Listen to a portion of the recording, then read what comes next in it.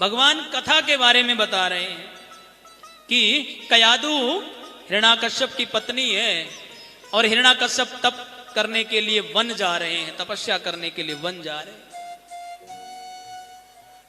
कठोर तपस्या करने के लिए चले गए। पत्नी को घर छोड़ गए और पत्नी जो थी उम्मीद से थी महाराज। अब राजा वन को गए हैं हिरण्याकश्यप तपस्या करने के लिए, और इधर इंद्र ने क्या किया, इंद्र ने रूप बना लिया हिरण्याकश्यप का और कयादु को अपने साथ विमान में बिठाया और आकाश मार्ग में घुमाने के लिए ले गए। अब जैसे ही वो आकाश मार्ग में उड़ा अपने असली रूप में आ गया और नारद जी उसी समय भ्रमण कर रहे थे। नारद जी ने देखा कि कयादु को लेकर इंद्र जा रहा है तो उसे रास्ते में रोका, कयादु को अपने साथ अपने कुटिया में अपने आश्रम पर ले आया महाराज। बोलो हरे कृष्णा। कयादु आश्रम पर आ गई और उसके पेट में जो बालक पल रहा था हिरण्याकश्यप का। अब कयादु प्रतिदिन ठाकुर जी की पूजा करती, अर्चना वंदना करती और ओम नमो भगवते वासुदेवा ये जाप करती थी महाराज, क्योंकि नारद जी के यहां पर यही जाप चलता है।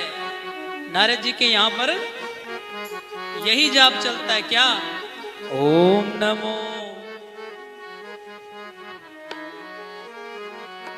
कितने आदमी है ना महाराज, इसके ऊपर आवाज चली जाए। ओम नमो भगवते वासुदेवाय, ओम नमो भगवते वासुदेवाय, ओम नमो भगवते वासुदेवाय, वासुदेवाय हरि वासुदेवाय, वासुदेवाय हरि वासुदेवाय, ओम नमो भगवते वासुदेवाय, ओम नमो भगवते वासुदेवाय। यही जाप कर रही है और वही असर बालक पर पड़ रहा है महाराज, वही असर बालक पर पड़ रहा है। अब एक सुंदर से बालक को जन्म दिया कयादु ने, और कयादु ने एक पुत्र को जन्म दिया महाराज, पुत्र प्राप्ति हुई। बालक का नाम रखा गया प्रहलाद। क्या नाम रखा गया? प्रहलाद। और प्रहलाद बचपन में ही हरि का गुणगान सीख गया महाराज, भगवान की भक्ति में डूब गया, क्योंकि जैसा आचरण होता है वैसा ही मन हो जाता है। और प्रहलाद भी यही जाप करने लगा, ओम नमो भगवते वासुदेवा, यही जाप करता है। अब 5 वर्ष का हो गया प्रहलाद, और उधर तपस्या कर रहे हैं हिरण्याकश्यप। हिरण्याकश्यप ने कठोर तपस्या की महाराज, और इतनी कठोर कि ब्रह्मा जी प्रसन्न हो गए।